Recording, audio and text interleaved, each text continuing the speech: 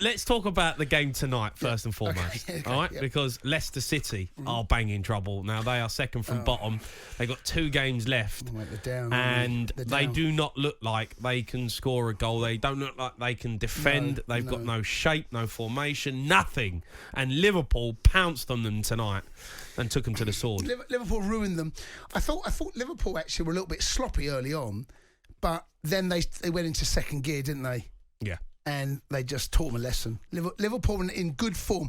I don't think this is the best Liverpool we've seen, but in recent weeks they've found a way to find form and get results and find a way to pick up points, maximum points. There's credit to Klopp because it's been a tough season for them as well. But Leicester right now, I mean, it's quite cruel, isn't it? Watching it, you know what's happening.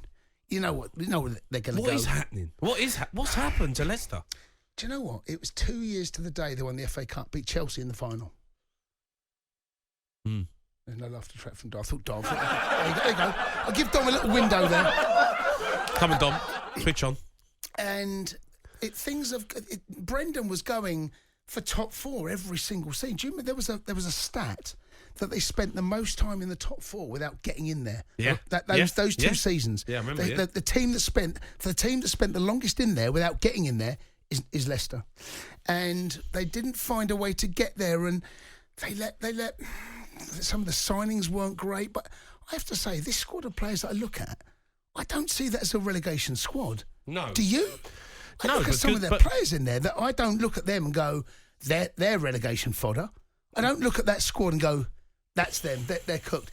But they're cooked, mate, I'm afraid. That tonight is... They had to get something, had to get a point.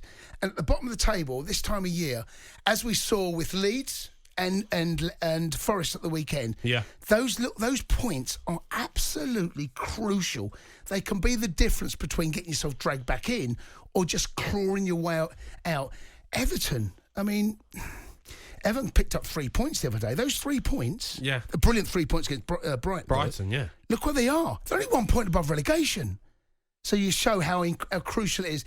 Leicester are cooked. So it's Southampton, Leicester, and I mean, look at who knows? Looking at the table, you would have thought the Forest are safe, right?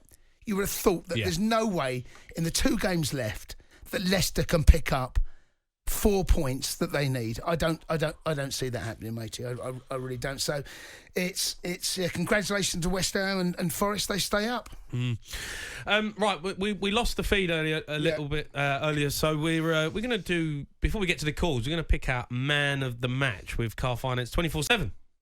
Man of the match on talkSPORT with Car Finance 24/7. Get your finance sorted first, then choose your car. Search Car Finance 24/7 today. Jace, we watched the game. Who you picking for? James Milner come off the bench, mate. Change the game. Honestly, he's a Premier League legend. Premier League legend. James Milner. Congratulations, man of the match. He's going to the Seagulls at the end of the season. No, we can't do that. No. Come on. We got to be sensible here. Vardy played well. To be fair up top. The man of the match is Curtis Jones. It is Curtis Jones. Curtis Jones was 2 brilliant goals, played very well. Could have had a hat-trick. Could have had a hat-trick. Gakpo took one off him. Gakpo took one off his toes. So there was decent performances all over the park. So well done, Curtis Jones. Trent's goal is the man of the match. That was our man of the match for today's game with Car Finance 24/7. Search Car Finance 24/7 today. Man of the match on talkSPORT with Car Finance 24/7. We search a panel of lenders to find you the best deal. Search Car Finance 24/7 today. Do you know I do a show on a Saturday with Gabby, and I'm so glad you're not on it, because I have to do that all the time, and you would just make a complete mockery of it. It would just be a joke doing it with me. I mean, what do you want? What do you want from me? I don't know what I expect. James Milner, by the way, changed the game.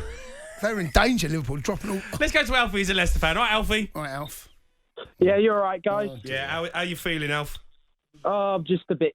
I was expecting us to lose tonight, not going to lie, after we've been playing against, especially after the last game, because I was at Fulham and we just had no passion out there against Fulham. Even when we scored the 3 goals, they were easy goals to score. So, what's happened, Alfie, to Leicester? Because, Jason's right. The group of players that you've got, okay, you've had a couple of bad signings, but you've still got some top players in the side. How has it become so bad? Is it a lack of passion? I think it is a lack of passion, to be honest, because every game we go out there, it just feels like we only wake up when we conceded one goal. And then by the time we conceded a goal, that's just game over for us eventually, in my opinion, because every time we concede a goal, that's when we wake up and we actually start playing. It's like we need to be turned on at the start of the game and not after we conceded a goal. Alfie, I think you lost this Premier League status at the beginning of the season. There was a period where you picked up some really good results. In actual fact, just before the World Cup. Yeah, you actually dragged yourself out of those relegation positions, like mid-table. Those early parts of the season have left you where you are now. But after the World Cup, things just went back to where they were. What changed between before the World Cup and after? It really confuses me too, because I've been looking. It's just hard. I don't know whether to blame the players or the manager. Obviously, Rodgers got sacked. Obviously, after all the way in April, he should have gone sooner, if you ask me, because I was backing him for ages because he won us the FA Cup and he's been one of our best managers ever. And then, obviously, by the time we got to Crystal Palace, and then around that time, I was like, he has to go because we was sleepwalking into relegation and. Even replacing him with a guy like Dean Smith, I think we should have sacked him earlier and got a guy like Sean Dyche. Yes, he's not been the best for Everton, but he's managed to grab them out of relegation because they're doing better than us at the minute. You can't tell me Brendan Rodgers isn't better than Sean Dyche as a manager. I mean, no, of course not. But you're thinking Brendan Rodgers now actually probably was a bit of a mistake getting rid of him. It wasn't a mistake because he just didn't change. He just didn't change. He's just, No, but look, it hasn't changed since he left. Yeah, it's just because I don't know whether to, because now I'm thinking of blaming the players too as well. Blame everyone. Go on, Alfie. Alfie, just go on. Who are you going to blame? I'm not going to blame everyone, but obviously it's just a lack of passion because most of our players, I'll tell you, like Yuri Tielemans, obviously they've still been playing good, but Yuri Tielemans, James Maddison, they're going to move to Newcastle in the summer. So they don't actually really care if we do go down. I just think they're thinking about... Tielemans is on a free. Newcastle in the summer. Tielemans is on a free, right? Yeah, he's on a free, exactly. Right. So maybe the board should have dealt with that before to not allow this situation where he can just drift through. Can I just give you guys the results going into the World Cup? So they beat Forest at home 4-0, got beat away at Bournemouth 2-1. They then drove home to Palace, beat Leeds 2-0. Then you beat Wolves 4-0 away from home. Got beat at home by Man City. No disgrace there, by the way. Then you beat Everton away 2-0. And then you beat West Ham away 2-0 going into the World Cup. I mean, that is European places form, by the way, that I've just said there. After the World Cup, it's terrible reading. I mean, it's just defeat. They got a draw. That's ugly. He got beat away by Forest. I mean, it gets worse and worse, I'm afraid.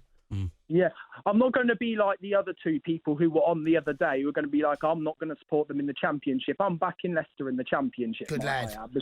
Because I'm not going to sit here and be like, I'm not going to... Because the point is to back your club, no matter what. We have a chance through the good times and the bad. We'll always back the lads. Yeah. That's what I'll be doing next season. I am Gurinder!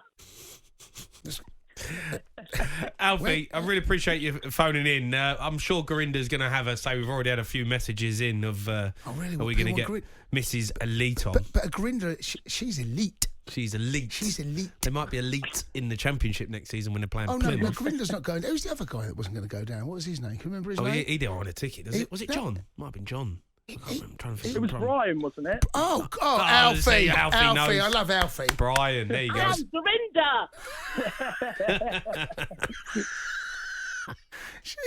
That was classic. Dorinda. Have you got the elite bit from Gorinda? Have you got that? We're going to find it. Alfie, thanks for your call. Let's go to Jack. He's a Leicester fan. All right, Jack. Cheers, Alf. Yeah, you all right? Yeah, Jack. Right, how you feeling? Jack. You've been at the game. I'm disappointed, to be honest. There's not enough passion. There's in the players. There's just nothing from them.